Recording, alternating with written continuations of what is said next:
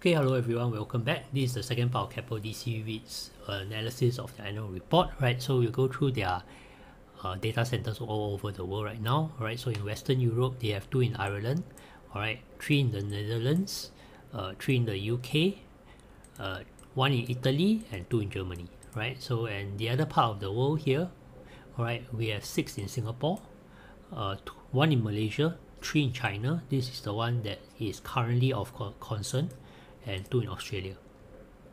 Right, so we'll just quickly look at this independent market review. Not going to say too much except that data centers, there are 2 types, the co-location facilities type and the self-built data centers. Alright, so I think CSPs, which are cloud service providers, such as AWS, Microsoft and Google, they take up 21.8% of the supply. Alright, so they have both self-built and co-location strategies and something called wholesale co-location, right, which I think is as mentioned here, is some kind of data centers developed at large scale for customer deployments. Rent tend to be lower and the size of the individual deals commensurately larger, right?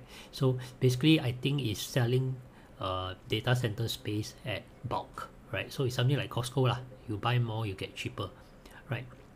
So anyway, we just look at the main theme, right? You can see that compounded annual growth demand growth is expected to outpace supply at 16.2%, right? So demand will grow at 16.2%, whereas I think supply only at 13.2%, right? So you can see this is a good thing lah. Demand is outpacing supply, right? For APAC, it's faster than average. The demand growth is expected to grow at 18.6%, right? Higher than the 16.2% here. Right, Europe is a mature market. Generally, in mature markets, the problem is land, right? Is if the land is expensive. Also, the power supply, they tend to be more strict about how much power the data center is using because it tends to lead to pollution if they use a lot of power, right? So they tend to adhere more to green-friendly initiatives, right? So they worry about overusing power in the more developed markets, right? So Europe is more slanted towards the green side, so they are more concerned about that, right? APAC, on the other hand, there's a lack of renewables, so their energy infrastructure tend to be more of the polluting kind, right? AI is the part where I think it's a potential concern, right? So while there's high demand here for AI and machine learning clearly, right? The issue is that I wonder if the type of data centers that AI and machine learning need, right, are the current type of data centers that Keppel DC REIT, for example, currently holds, because the AI workload will result in the emergence of a new data center segment to support the high density AI workload. So this is something that for Keppel DC REIT, right, if their current data centers are not of the quality to specifically cater to AI workloads, maybe they will suffer a little bit lah. Alright, but it remains to be seen how big of a issue this is lah. So this is just something that we need to monitor if we are invested in this REIT. Right, so Singapore, there has been a constraint on data center supply due to worries about the same thing, land space as well as the high usage of electricity, which eventually leads to pollution because you have to generate the power somehow, right? So since 2019, okay, so yeah, I'm not going to cover everything. You can see that they cover a lot of countries, right? China, Malaysia, Germany, Ireland. So sometimes when you invest in a REIT like that, you have to look at their past performance, because I don't think it's possible to monitor so many countries' data centers and what their plans are and what the demand is and what the supply is in each of these countries. It's going to be really tough. Alright, but I think Keppel DC REIT over the years have proven that they are a good quality REIT that has delivered the numbers, right? So I'll just quickly look at their balance sheet, which is actually quite good. Alright, so yeah, I'll just skim through. Give me a moment to find the balance sheet. Cash flows. Yeah, so this is the balance sheet, right, as of 31st December 2023.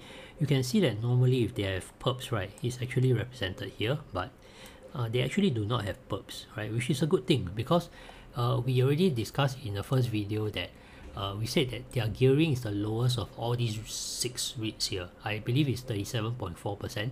And on top of that, they don't have perps.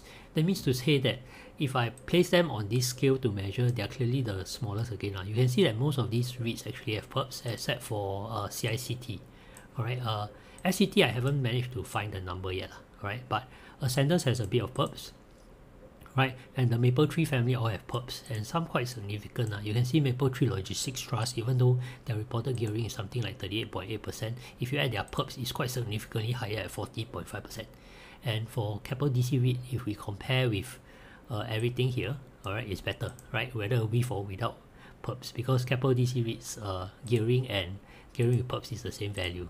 They don't have perps, right? So just like CICT, right, which is a rare other REIT that doesn't have perps, right? So anyway, we'll look at the potential issues, right? So this is from The Edge, right? So this is Neo Telemedia, which is, I believe, the master leaser of the 3D data centers in China, right? So I believe they are already owed money from this particular company, so and they're quite big, right? So China, they only have 3, and the net lettable area is 26.1% of the REIT itself. Okay, although I don't think the income is 26.1%, I think it's 11+%, if I remember correctly from somewhere that I read earlier. Right, so it's never good when they have to issue a demand for default on rent. Right, so I think this is still an ongoing case, and this may be the reason why the REIT's price has gone down. Alright, so this is at least a short-term headwind for Keppel DC REIT. Alright, so I believe that this one was an earlier case, right? They have issue with another company, DXC Technology Services, but it does appear that they have settled this. Yeah, as far as I understand it.